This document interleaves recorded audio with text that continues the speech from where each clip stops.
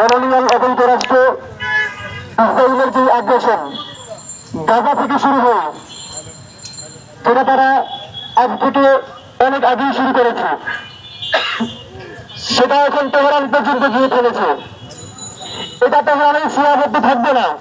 আমাদের ঐক্যবদ্ধ প্রতিরোধের মাধ্যমে তাদেরকে উচ্ছেদ করতে হবে এবং তাদের এই আগ্রাসনকে বন্ধ করতে হবে। আজ আমরা একটা পরিস্থিতি দাঁড়িয়েছি, যখন তারা গাজায় একটি গণহত্যা চালিয়েছে, গাজার শিশুরা খাবার পাচ্ছে না, আমাদের মানবদের বাসস্থান হচ্ছে না, এবং এরই মধ্যে তারা আবার তেহরানেও হামলা চালিয়েছে এবং সেখানে বিশ্বের বড় বড় রাষ্ট্রগুলির তারা নিয়োগ ভূমিকা পালন করছে। আমরা তাদের এই নিরাপত্তার নিন্দা জানাই। আমরা আমাদের অবস্থান স্পষ্ট করছি, পৃথিবীর যে কোনো প্রান্তে যে কোনো মুসলিম জনপদে যতই আগ্রাসন হোক না কেন, সেটা যে কোনো জাতির বিরুদ্ধেই হোক, আমরা তাদের পক্ষে অবস্থান নিব। মুসলিমদের পক্ষে, ইনসাফের পক্ষে আমাদের অবস্থান সবসময় স্পষ্ট থাকবে।